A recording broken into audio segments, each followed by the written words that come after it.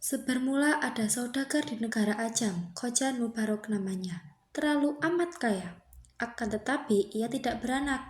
Tak seberapa lama setelah ia berdoa kepada Tuhan, maka saudagar Mubarok pun beranaklah istrinya seorang anak laki-laki yang diberi nama Khojan Maimun. Setelah umur Khojan Maimun 5 tahun, maka ia diserahkan oleh bapaknya mengaji kepada banyak guru sehingga sampai umur Khojan Maimun 15 tahun. Ia dipinangkan dengan anak saudagar yang kaya. Amat elok parasnya namanya Bibi Zainab. Hatta, beberapa lama Khojan Maimun beristri itu, ia membeli seekor burung bayan jantan. Maka beberapa di antara itu ia juga membeli seekor tiung betina. Lalu dibawanya ke rumah dan ditaruhnya hampir sangkaran bayan juga.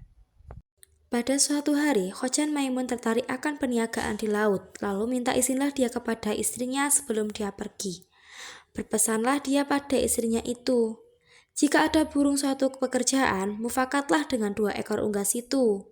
Hubaya-hubaya jangan tiada, karena fitnah di dunia amat besar lagi tajam daripada senjata." Hatta beberapa lama ditinggal suaminya. Ada anak Raja Ajam berkuda lalu melihat rupa Bibi Zainab yang terlalu elok. Berkencanlah mereka untuk bertemu melalui seorang perempuan tua. Maka, pada suatu malam, pamitlah Bibi Zainab kepada burung tiung itu hendak menemui anak raja itu. Maka, bernasihatlah ditentang perbuatannya yang melanggar aturan Allah Subhanahu wa Ta'ala. Maka marahlah istri Khojan Maimun dan disentaknya tiung itu dari sangkarnya dan dihempaskannya sampai mati. Lalu Bibi Zainab pun pergi mendapatkan Bayan yang sedang berpura-pura tidur. Maka Bayan pun berpura-pura terkejut dan mendengar kehendak hati Bibi Zainab pergi mendapatkan anak raja. Maka Bayan pun berpikir bila ia menjawab seperti tiung maka ia juga akan binasa.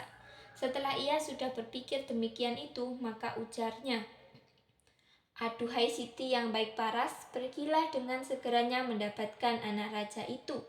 Apapun hamba ini haraplah Tuan, jikalau jahat sekalipun pekerjaan Tuan. Insya Allah di atas kepala hambalah menanggungnya. Baiklah Tuan sekarang pergi, karena sudah dinanti anak raja itu." Apatah dicari oleh segala manusia di dunia ini selain martabat, kesabaran, dan kekayaan? Adapun akan hamba, Tuan ini adalah seperti hikayat seekor unggas bayan yang dicabut bulunya oleh tuannya seorang istri saudagar. Maka berkeinginanlah istri Khojan Maimun untuk mendengarkan cerita tersebut. Maka Bayan pun bercerita kepada Bibi Zainab dengan maksud agar ia dapat memperlalaikan perempuan itu.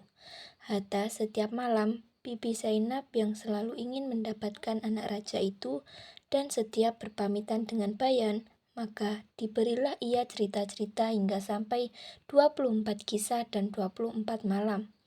Burung tersebut bercerita, hingga akhirnya lah Bibi Zainab pun insaf terhadap perbuatannya dan menunggu suaminya Khojan Maimun pulang dari rantaunya. Burung Bayan tidak melarang, malah dia menyuruh Bibi Zainab meneruskan rancangannya itu.